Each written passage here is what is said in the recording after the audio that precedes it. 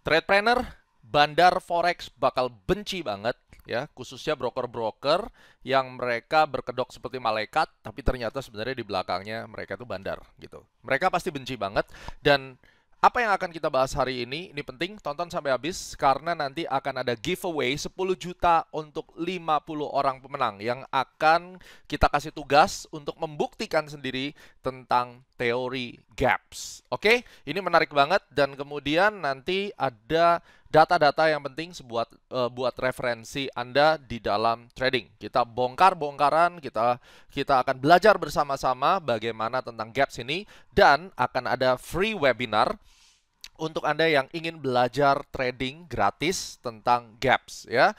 Silakan nanti di WA ke nomor ini. Langsung di screenshot sekarang di WA.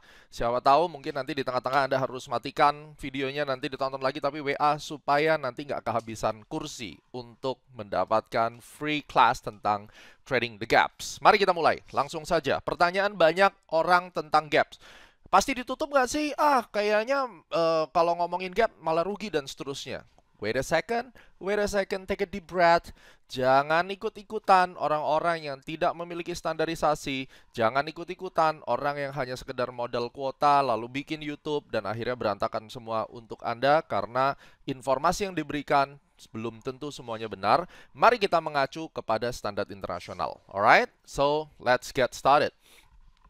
Price gaps itu memiliki karakteristik yang berbeda setiap market. Ingat kata kuncinya, berbeda setiap market dan traders itu harus melihat gap itu untuk awareness, bukan sebagai informasi yang pasti akan terjadi harus ditutup. No, that's completely wrong. Jadi saya setuju kalau misalnya ada orang-orang bilang gap itu nggak pasti ditutup. That's correct. Tetapi untuk setiap market berbeda. Jadi ada market-market yang tidak ditutup, bahkan terlalu banyak US stocks misalnya, ya. Terus kemudian Hang Seng misalnya. Don't trade with the gaps karena gapsnya hampir setiap menit ada. You cannot rely on that gaps. Tetapi kalau Anda belum mengetahui banyak hal yang kita ini nggak tahu. Jadi apalagi kita masih muda. Usia kita ini masih muda lah ya. Saya tuh baru usia berapa sih? 30-an lah. Kalau kita comparing knowledge dan pengalaman kita sama teman-teman kita yang di luar yang udah 60-70 tahun ya jauh. Makanya saya tuh walaupun saya udah doktor, saya udah CFTI, saya udah MFTA satu-satunya yang aktif di Indonesia, saya tidak pernah bilang bahwa I know everything atau saya yakin ini pasti tidak mungkin karena banyak hal yang saya tidak tahu. Dan itulah yang penting karena tiap tahun kita selalu kumpul juga di International Federation Technical Analysis Conference. Kita ketemu sama John Bollinger, Martin Pring, Connie Brown, itu teman-teman kita semua. Dan kita selalu diskusi update ilmu. Karena tidak ada hal yang kita sudah tahu. Semakin kita belajar, semakin kita nggak tahu. Itu prinsip paling penting. Jadi penemuan saya nih, sebagai seorang MFTA ya, dan saya aktif di Asosiasi Analis Teknikal Indonesia. Nanti hari ini kita akan bareng sama Arya Santoso CFTI. Setelah materi ini dia juga akan mengungkapkan bagaimana pengalaman dia dengan gaps ya. Bahwa tidak semuanya kita bisa anggap bahwa gaps itu harus di-close. No. Dan itu sebagai awareness kita lakukan. Kita akan gunakan gap untuk target price. Dan itu akan bisa memberikan benefit untuk Anda. Ingat sekali lagi, tergantung marketnya. Dan kemudian jangan lupa nanti akan ada giveaway 10 juta untuk 50 orang pemenang. Tonton sampai habis, WA di sini ya. Kalau kalian nggak nonton sampai habis pasti nggak ngerti harus ngapain. Nanti kalau WA pasti disuruh nonton lagi kalau nggak paham. Tapi yang jelas ini akan kita bagi-bagi untuk memberikan motivasi. Ada 4 tipe gap yang paling umum. Common gaps, breakaway gaps, continuation gap, exhaustion gaps. Teori ini bisa Anda temukan di buku-buku standar internasional technical analysis. Martin Pring ngeluarin, John Murphy ngeluarin, saya akan segera mengeluarkan juga, ya. Tapi Anda bisa lihat dari yang sudah terdahulu. Ada common gaps, itu nanti akan saya tunjukkan gambarnya ya. Breakaway gaps, continuation gaps, exhaustion gaps. Sekali lagi ada 4, kita tidak akan bahas terlalu mendalam. Kalau nanti mau bahas tentang mendalam, join for free. Ketik WA nomor ini, Anda akan ikut webinar secara gratis. Dan ini glitch gap, ini yang saya temukan sejak 2009. Different server time, system error, dan ada hal-hal yang lainnya tentunya saya tidak akan disclose di sini guys. Oke, ini buat teman-teman di CAT atau teman-teman di A-Club yang serius belajar, mereka akan tahu. Tapi saya akan bongkar beberapa bagian, silakan nanti kita akan arrange free webinar, WA ke nomor ini, Anda akan ikut webinar gimana caranya bisa meningkatkan 90% winning rate dengan glitch gap. That's what I found. Oke? Nah, ini dari Thomas Bulkowski, ini macam-macamnya. Ini breakaway, oke? Jadi dia kayak breakout daripada resistance nge-gap, ini breakaway juga. Ini ada Eckhausen gap, ada breakaway, ada continuation gap. Jadi kalau candle-nya udah running, dia lompat lagi. Sounds familiar? Kalau di IHSG, kalau di saham Indonesia, lagi gila-gilanya, ini yang terjadi. Nah, lantas ada orang bilang, mungkin beberapa orang yang belum begitu memahami technical analysis secara benar, mereka berkata, gap itu tidak ada dasarnya, tidak ada dasar perhitungannya. Ini masih tebak-tebakan atau ini masih belum ada angka pastinya atau orang yang melakukan penelitian. That's completely wrong. What Thomas Bulkowski said. Jadi kalau Anda mengenal Thomas Bulkowski, ini one of the genius di dunia technical analysis. Mereka bikin buku tentang semuanya ya. Mereka dia bikin buku tentang chart pattern itu dibobotin berapa percentage-nya, probability-nya. Nah, kali ini kata-kata dari dia ya. Gaps are useful showing support resistance zone. Ingat, support resistance zone dan juga tradable. Jadi, kalau ada YouTuber-YouTuber yang asal bicara tentang gap, saya nggak tahu dari mana dia dapatnya. Karena pada dasarnya saya MFTA. Jangan coba-coba bicara technical analysis di luar daripada standard, ya. Karena kalau kita bicara mengedukasi, let's use the standard. Dan dalam hal ini Thomas Bulkowski merupakan salah satu reference yang oke. Terus kemudian Martin Pring atau John Murphy itu digunakan untuk buku-buku di ujian internasional CFTE atau MFTA juga menggunakan. Tapi saya sepakat satu hal bahwa gap tidak selalu ditutup. Different market, different karakteristik. Sekali lagi. Dan pada saat Thomas Bulkowski membuat buku tentang chart pattern dan kemudian dia berbicara tentang gap, dia sudah melakukan pembobotan. Ya, di sini ada nih, area gap 85% ditutupnya dalam 1 minggu. Breakaway gaps itu 1%, continuation gap 8%, Eckhausen tuh 60% di close dalam seminggu. Nah, kalau lagi down gap, itu area gap 90%, breakaway 1%, continuation gap 15%, Eckhausen gap 66%. Jangan gunakan keterbatasanmu untuk menilai dunia yang tidak terbatas, apalagi kalau pengetahuanmu nggak ada. That's the problem with this country. Hanya modal YouTube. You think that you know, then you do whatever you like, you talk whatever you like. Hey, dude, guys, come on. Mari kita membaca, mari kita bergabung dalam asosiasi. Di Indonesia ada Asosiasi Analis Teknikal Indonesia. Kebetulan saya juga sebagai penguji untuk Certified Technical Analyst, ya. Saya asesor BNSP, dan kalau Anda mengambil sertifikasi, mudah-mudahan ketemu saya sebagai gurunya atau sebagai pengujinya. Kita akan ngobrol lebih jauh tentang ini, ya. Dan kita bisa lihat di sini ada area gap, breakaways, ini semua ada pembobotannya. Dan Anda bisa ke websitenya thepatternsight.com. Ini dia bicara banyak tentang pembobotan. Nah, selain itu, saya juga akan tunjukkan kepada Anda apa yang sudah kami lakukan setidaknya dalam periode-periode yang lalu tentang gap ini. Kalau Thomas Bulkowski bikin pembuktiannya, kita juga ada pembuktiannya. Prinsip dari kita trading gap adalah make money. Dan ini video YouTube CKDS episode 49. Trader jujur tapi dibully, malah profit 800 juta. Tuhan baik. Haleluya. Tuhan baik. Puji Tuhan, syukur, alhamdulillah. Tuhan baik. Ya, ini saya trading di UOB Keihian Sekuritas yang Premier Division cabang Kelapa Gading. Total 800 juta dari BRI. Saham BRI, kalau Anda mengikuti saya dari awal, saya selalu bilang 7 bulan sebelumnya target di sana ada gap. Yang tahun 2021 Bank Mandiri dan BRI saya juga sama sampaikan sekarang hampir nutup gap. Anda lihat nanti 7625, 7650 itu untuk Bank Mandiri, BRI di 4650. Anda lihat kalau sampai benar-benar nutup Harigato money in, semua klub Pestapora di atas 40% profitnya. That's another proof. Mari kita lihat dulu. Ini adalah report yang kita bagikan. Reportnya Astronaci dipublish di Bloomberg Terminal. Bayangin. Jadi ini bukan report yang asal-asalan. Kalau misalnya Anda ketemu orang-orang yang cuma ngomong tapi nggak pernah bikin analisis, analisisnya pun nggak pernah diakui di mana-mana. Hey, Astronaci sudah masuk Bloomberg Terminal. Anda bisa lihat Bloomberg Terminal, ketik Astronaci. Di situ muncul, dan ini menjadi referensi untuk aset management juga untuk institusi. Dan di sini IHSG kita lihat ya. Ini ada expected upside target 6250. That's the result. Chasing the gap is close. BBRI, guys, ini 2020 target price 4.500 ya. Ini diupdate di E-Club Mei tanggal 28 2020. Ini sinyal rekomendasinya Buy, buy, buy, buy. What's the result? 47%. Boom. Arigato money. Mau ngomong apa coba? Ya kan? Nah, jadi kalau bandar ngadepin trader yang kayak begini dengan jurus-jurus yang sudah disempurnakan oleh Astronaci, ya sakit kepala lah kalau tradernya tahu kayak begini semua, ya. Ini Bank Mandiri juga sama, ya. Ini Bank Mandiri upside 7.300. Ini sinyal Bank Mandiri Juli 2021. Buy 5.900. Sekarang berapa Bank Mandiri? Lihat sendiri, 7.200, 7.300. Boom, 23%. Gap area 6.600 close, gap satu lagi 7.600. Jadi kalau ada koreksi silakan buy on weakness. ITMG ini juga sama, expected target 10.400. Buy, rekomendasi 84.50. Hasilnya 22%. Boom. Ya. Tapi apakah satu hari? Tidak. Ini 2 minggu, ya. Nanti kita lihat. Ini ITMG hit target plus 66%, 112 hari, 3 bulan. Saham memang lama, ya kan? Tapi ketutup. Ini saya show di TV. Jadi, analisa kita udah masuk Bloomberg, di TV juga ada, ya. Jadi, untuk membedakan analis yang asal-asalan ngomong, abal-abal adalah, coba lihat dong analisa lu.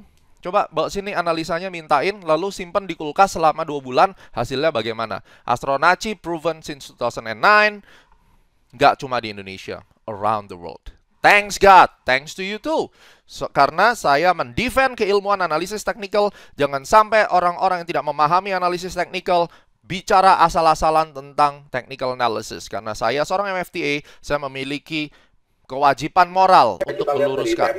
Ya. Itu terkonsolidasi sejak Januari sampai April. Baik. Ya, dan kita ada outlook ya bahwa 15.700 itu untuk ITMG bisa ditembus sama dia. Ini bulan Juni ya, kita bikin videonya. Juni. Ya. Itu terkonsolidasi. Dan sekarang lihat aja hasilnya berapa. Lalu yang paling dahsyatnya, ketika Maret 24 2020 saya live di YouTube. Saya kasih tahu tanggal berapa IHSG berhenti turun. I am the only one in this country yang menyebutkan tanggalnya, bottomnya berapa, dan target price ini semua. 1, 2, 3, 4. Anda lihat sendiri. This all based on gaps. Dan Anda lihat 20 Februari dia gap down pertama, 9 Juni tutup gap pertama, November, Desember 2020 lunas semua gapnya. That's another proof. Itu di saham. Saya kalau bikin analisis nggak main-main. It's a long game, tetapi you will make money dengan izin Tuhan. Oke? Gap di gold gimana? Lihat, ini dasarnya. Oke? Ini chartnya Orbitrades ya. Gap ditutup dalam 14 menit. Ini di M1. Gap ditutup dalam 16 jam. Gap di sini. Gap ditutup dalam 16 jam. Di bawah naik dulu. Strategi gapnya gimana Pak? Kalau bisa make money ini kan diseret dulu Pak. Saya harus ngapain? Ada jurusnya. Mau belajar? Free webinar. Balik lagi, lihat nomor teleponnya WA. Jangan sampai ketinggalan ya, free webinarnya. Tutup dalam 16 jam.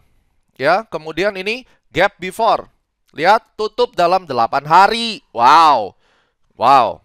Nggak harus 3 hari, bisa kadang 8 hari. Ini yang bikin orang frustasi. Tapi kalau mereka tidak teliti, abal-abal, asal-asal bikin analisis, maka teorinya juga asal-asalan.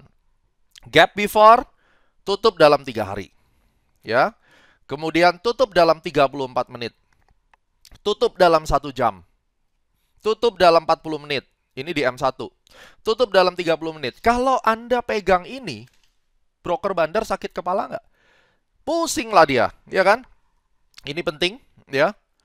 Tutup dalam 9 menit. Hati-hati nanti kalau udah banyak cuan, dicurangin. Jadi gap itu bukan asal ketika dia ada gap lalu Anda ambil posisi. Nggak, ada jurus, ada tekniknya. Apakah sometimes kita bisa kegocek kena stop loss dulu? Bisa, karena volatility-nya. Tapi kita tahu ada target price di situ. Makanya jangan jadikan gap sebagai satu keharusan atau kewajiban. Ini harus ditutup sekarang. No, kadang bisa 8 hari, kadang 12 menit. Ya, 22 menit ditutup. Dalam 3 jam ini ditutup. Patternnya pun beda-beda. Ini M1 dibawa turun dulu, ternyata pas bottoming dia langsung tutup misalnya, ya kan? Ini ada tekniknya. Caranya gimana? Ini M1 tutup 15 menit. Ini juga di M1 tutup dalam 32 menit. Gap tutup dalam 1 jam. Apalagi kalau yang muncul glitch gap. Ini tutup dalam 2 jam. Nah, ini bukti yang saya sudah berikan. Banyak orang-orang fundamentalis selalu mengatakan technical analysis nggak berguna, gap is the fake one, nggak bisa dipakai. Itu banyak orang fundamentalis kayak begitu. Jawaban saya adalah jangan gunakan keterbatasanmu untuk menilai dunia yang tidak terbatas. Dan kalau kau tidak memiliki ilmu yang benar, nggak punya standarisasi sertifikasi yang benar, jangan asal bicara karena kau menyesatkan orang. Itu prinsipnya. So, langsung saja Arya Santoso. Oke guys, Arya Santoso CFTE. Welcome bro, thank you for coming. Ya, thank you sudah diberi kesempatan untuk gabung ya. Mantap, kita live nih sekarang nih di hadapan Tradepreneur semua di rumah. Langsung saja, bro, menurut lu gaps itu gimana cara kerjanya? Dan dari sisi seorang chartis yang udah bersertifikasi internasional CFTI dan juga direktur CSA nih ya, Certified Securities Analyst, itu sudut pandang lu gimana sih tentang gap ini? Ya, sebenarnya gap ini kan suatu hal yang terjadi karena ada triggernya ya. Jadi kenapa bisa sampai kejadian ada gap. Jadi secara psikologis memang ada sesuatu yang berlebihan ya. Misalnya entah itu over optimisme atau ada over pesimisme begitu ya. Pada saat misalnya konsolidasi kemudian tiba-tiba entah breaknya ke atas atau ke bawah, itu ada sesuatu yang over gitu sehingga ada upside yang melompat ya. Jadi harga itu ada bisa full gap, bisa partial gap begitu ya, secara teoritis dan di prakteknya ada seperti itu. Nah, kemudian ada jenis-jenisnya juga gitu. Jadi nggak selalu lepas konsolidasi aja. Jadi bisa aja pas lagi udah running terus juga bisa ada over optimisme, kemudian dia bisa lompat lagi gitu. Nah, itu yang kemudian juga bagi mereka yang pelajari tahu dari situ bisa disebut waktu runaway itu bisa jadi measurement gap juga. Gitu. Jadi kita bisa perkirakan juga kira-kira larinya sampai mana sih gitu. Nah, kemudian berikutnya bisa pada saat ada exhaustion gap itu adalah optimisme yang terakhir seperti kalau lagi bertempur tuh titik darah penghabisan ya, wah udah hajar habis-habisan gitu. Nah itu optimisme yang boleh dikatakan di ujung-ujung itu juga bisa menjadi satu perkiraan bahwa ada kemungkinan bahwa ini trennya sudah hampir berakhir gitu. Karena jarang sekali runaway-nya berulang-ulang sampai beberapa kali. Jadi dari fungsi beberapa jenis gap itu nanti bisa dipelajari lagi ya bagi mereka yang mau belajar serius. Nah, itu bisa memanfaatkan dari lompatan-lompatan itu, apakah itu artinya permulaan dari suatu tren yang berubah, misalnya baru reversal, atau satu continuation dari konsolidasi yang ada di tengah-tengah suatu tren tertentu. Jadi ini sebenarnya bisa menjadi satu manfaat yang baik pada saat kita mengenal jenis-jenis gap itu. Jadi trader bisa pakai dong ya harusnya. Dan gue masih ingat waktu kita ujian CFTI ditanyain ya tentang measurement gap tuh ya. Ada. Ya, memang ada. Jadi memang teori-teori itu hampir secara keseluruhan teori-teori standar itu pasti diujikan juga gitu. Jadi kalau misalnya dikatakan bahwa gap ini nggak berguna, ya sebenarnya misleading juga dong, karena International Federation Technical Analysis waktu kita mau ngambil sertifikasi kita mesti belajar tentang gap ya, berarti ya. Kalau berguna nggak berguna sih sebenarnya tergantung dari orang yang paham atau nggak paham ya. Jadi kalau yang nggak paham mungkin nganggap nggak berguna ya nggak apa-apa gitu. Kayak misalnya karena kayak di zaman dunia persilatan dulu kan, kalau misalnya gini, dia cuma taunya pedang, dia pakai pedang aja gitu. Tapi ada orang ada yang pakai kapak, ada yang pakai toya, ada apa, terus dia bilang kalau yang alat itu nggak berguna gitu, karena dia nggak bisa makainya. Tapi kalau ada yang menguasai banyak tools, banyak teknik gitu ya, boleh aja dipakai semua wawasan, pengetahuan dan apapun yang kita ketahui kita boleh pakai gitu. Tapi kalau saya nggak mau belajar banyak, saya mau pakai satu jurus aja, saya mau pakai jurus itu doang, yang lain nggak kepake, buat dia nggak apa-apa. Tapi ada buat orang lain yang mungkin menguasai itu bisa sangat bermanfaat. Ada orang-orang yang nggak mau pakai chart patterns misalnya, dia cuma mau pakai keilmuannya pakai indikator modern aja, ada tanah sinyal buy sinyal sell dia pakai gitu. Terus kemudian ada yang khusus pakai chart pattern, kayak si Dan Zenger itu khusus pakai chart pattern gitu. Jadi dia nggak pakai yang lain misalnya, ya itu pilihan sih. Jadi kalau bilang kepake nggak kepake secara pribadi boleh gitu, tapi kalau secara umum kita bilang barang ini pasti nggak kepake, ya kayaknya terlalu arogan. Harus hati-hati juga. Harus hati-hati, gitu ya. Betul. Karena Anda juga menghadapi asosiasi nih, nggak sembarangan bisa ngomong. Artinya ya kita lebih rendah hati lah, karena seharusnya banyak hal yang kita belum tahu ya. Nah, sekarang pertanyaannya adalah, lu setuju nggak dengan pembobotan yang dilakukan oleh Bulkowski? Karena beberapa orang mengatakan bahwa gap itu belum ada yang menghitung, tapi gue menemukan bahwa Bulkowski udah bikin hitungannya. Menurut lu Bulkowski valid nggak? Rajin sih, Thomas Bulkowski rajin ya. Jadi dia bukan cuma gap aja. Jadi dia chart pattern, dia lihat probability-nya, kemudian candlestick pattern juga dia hitung probability-nya. Dia di market itu kan udah lebih dari 30 tahun, mungkin sekitar 35 tahun ya. Dia amati stock market juga. Jadi itu salah satu orang yang rajin riset ya. Saya cukup salut juga sama Thomas Bulkowski. Tapi ya memang kalau kita bilang nggak ada, ya kita bisa akui salah satunya Bulkowski, dia berusaha menghitung probability dari satu pola-pola, entah itu chart pattern, candlestick pattern maupun termasuk gap. Mana yang paling efektif, mana yang lebih sering ditutup atau enggak gitu ya. Misal kalau pola-pola juga ada yang fail atau tidak. Dari situ sebenarnya kita bisa melihat psikologi market dengan lebih seksama ya. Jadi kalau kita nggak ada research, nggak pernah menghitung, mungkin kita bingung nih probability-nya. Kayak misalnya contoh di candlestick pattern, itu Bulkowski menemukan bahwa doji itu bukan reversal pattern, malah jadi akhirnya continuation pattern. Kenapa? Karena dia menemukan lebih sering habis doji lanjut gitu ya. Nah, tapi di teori dasar kalau dikatakan doji chart pattern, candlestick pattern doji itu adalah reversal pattern, itu belum dirubah sih, walaupun secara research di Bulkowski itu malah jadi continuation, probability-nya lebih gede.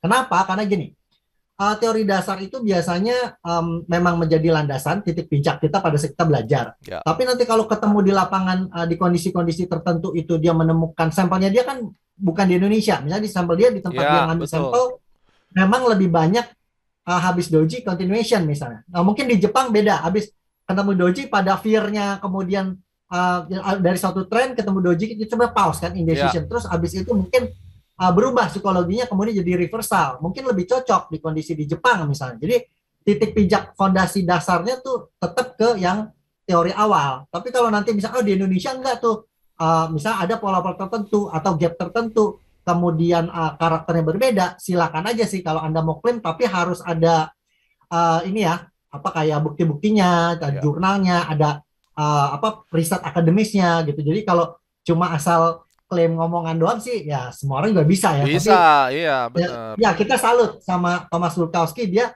research, dia cari sampel, dia hitung, kemudian baru dia publish. Gitu. Kalau ada yang mau sanggah ya silakan coba gitu. Sanggah itu harus pakai riset, jangan cuma pakai opini kan gitu ya. Ya, kalau opini memang bebas ya, tapi karena saya selalu nemuin setiap dead cross itu naik misal. Jadi setiap dead cross itu buy. Nah, coba kamu udah berapa kali nemuin berapa banyak sampel yang ditemukan seperti itu, atau baru sekali dua kali langsung bilang setiap dead cross malah naik, berarti dead cross itu buy. Nah, itu hati-hati, itu bisa teori baru yang mudah disanggah gitu. Ya. So, saran Bro Arya untuk para tradepreneur di rumah. Kan sekarang ini banyak banget YouTuber yang ngomongin tentang trading. Gimana sih mereka harus memilih gitu? Karena takutnya kita sih orang lama ya, Yu dan saya sudah sama-sama di asosiasi udah tahu. Tapi buat mereka nih lagi gandrung-gandrungnya mengidolakan sesuatu, saya takutnya fanatisme yang salah sasaran. Apa sih yang harus diperhatikan dalam memilih referensi? Sebenarnya kalau perhatikan dari zaman ya kita ngomong jadul ya, kalau baca bukunya itu Reminiscence of a Stock Operator ya, itu kisah tentang hidupnya Jesse Livermore. Yang nulis bukan Jesse Livermore, tapi itu kisah hidupnya Jesse Livermore. Kita lihat bagaimana perjuangan dia, banyak quotes untuk trading yang bagus. Kemudian itu juga kalau yang seneng merhatiin bagaimana orang itu secara psikologi masa bisa dipengaruhi, kayak mungkin kalau sekarang ngomongnya ilmu bandar atau apa ya, nah itu boleh baca tuh, buku itu cukup bagus. Jadi udah lama ada kayak semacam pom-pom ataupun semacam bagaimana membentuk opini publik gitu ya, menggeser satu pendapat. Dan sampai sekarang saya juga bingung tuh kenapa ada kayak semacam salah kaprah yang dipelihara gitu, entah memang sengaja atau ada yang belajarnya itu kurang lengkap, atau ada yang memang supaya publik itu jadi nggak pinter-pinter gitu ya, jadi nggak tahu kenapa itu terus ada. Nah, influencer itu ada yang bagus, ada yang kurang bagus, ada yang ngawur banget ya itu. Nah, itu kembali nanti ke publik untuk menilai. Nah, cara menilainya gimana? Bisa Anda dengan cara misalnya nunggu ya, jadi waktu membuktikan gitu. Tapi bisa juga dengan cara Anda belajar banyak teori-teori yang memang menjadi titik pijak yang baik gitu. Jadi teori-teori dasar pelajari. Kalau nggak cocok teori, kita nggak bisa selalu ngomong yang nggak cocok teori itu salah. Kenapa? Karena di market kadang market berkembang dan dynamic ya. Jadi kalau nggak sesuai dengan teori, paling kita bilang, oh ini nggak cocok dengan teori, coba kita uji lagi. Yang diklaim itu opininya itu di market cocok apa enggak. Kalau memang cocok ya berarti mungkin dia menemukan sesuatu yang baru ya dengan risetnya. Tapi kalau cuma asal bunyi itu banyak banget tuh Banyak influencer yang banget, iya. banyak banget yang asal-asalan gitu. Nah, yang khawatirnya kan kasihan nih bagi mereka yang masih awam, mereka nggak pernah rajin untuk research. Kalau orang yang ngomongnya udah pede, kemudian Kelihatannya keren, followersnya kelihatannya banyak, keren, iya. nah itu dianggapnya paling benar kan gitu. Jadi Benar. bahayanya itu sih sebenarnya. Jadi mentang-mentang follower banyak, terus kemudian kelihatannya keren, ya kan? Akhirnya jadikan patokan dan Hmm, akhirnya tersesat, terus kemudian berantakan semua. Ya contohnya jadi korban robot lah, jadi korban money game, ujung-ujungnya hmm, begitu ya. Oke, jadi ya, prinsipnya kita lihat lah ya backgroundnya, terus kemudian ya apakah dia itu memiliki latar belakang akademis di dunia. Dalam hal ini misalnya cakupannya analisis teknikal yang benar, kita punya ya. CFTI, kita punya asosiasi analis teknikal, paling enggak lebih rendah hati dan kita lebih apa ya saling sharing di satu komunitas yang benar dan research lah. Karena lu setuju kan bahwa ilmu even teorinya udah benar belum tentu ngasilin profit, itu benar kan? Karena market juga Iya, jadi nggak gini, bisa kita punya gitu. knowledge yang baik, dasar yang baik itu kan sebenarnya kita pakai untuk analisis tool aja. Jadi sebagai perangkat ya atau teknik untuk analisis. Nah, sedangkan kalau benar-benar mau jadi trader yang bagus kan kita punya knowledge yang bagus nggak tentu punya strategi dan skill yang bagus waktu actionnya. Ya, Action skillnya belum tentu bagus. Banyak kok yang gini. Dia tahu nih kayaknya begini-begini begini. Tapi begitu dia nggak take action sesuai dengan yang dia ketahui gitu. Karena ada pengaruh-pengaruh lain ya gitu. Jadi misal karena fear yang berlebihan, ada yang udah mau order jadi nggak jadi, ya kan? Atau yang mestinya dia udah tahu nih mestinya kalau udah kondisi begini dia mesti profit taking dulu atau set stop loss kadang enggak gitu itu terjadi dengan banyak orang termasuk kita kan kita ya, waktu ya. proses belajar atau bahkan udah pengalaman sekian banyak pun seringkali nggak ngikutin Termasuk knowledge gue yang lah, kita tahu iya. gitu Makanya karena ya termasuk saya juga sama iya, artinya jangan gitu. sampai ada orang yang merasa bahwa dirinya superior dan dia ini trading yang paling hebat, paling bener. Nggak bisa, karena ya Hmm. itulah trading. Tapi kalau misalnya kita bicara jadi analis ya mungkin lebih mudah karena tidak ter-attach dengan emosional yang terlalu berlebihan kali ya. Ya. Nah, itulah sebenarnya ada satu kondisi di mana dengan kita punya knowledge yang baik, ya, punya dasar mempelajari dasar-dasar teori, supaya analisis skill-nya kan bagus. Mm-mm. Pada saat analisis skill kita bagus, kita bisa nyiapin strategi yang baik. Udah punya strategi yang baik, pas lagi action-nya tuh nggak terlalu galau, nggak terlalu berlebihan grit-nya, nggak berlebihan fear-nya, kemudian ngikutin analisis yang dibuat dengan tenang itu. Oke, mantap. So, itu adalah kesimpulan kita.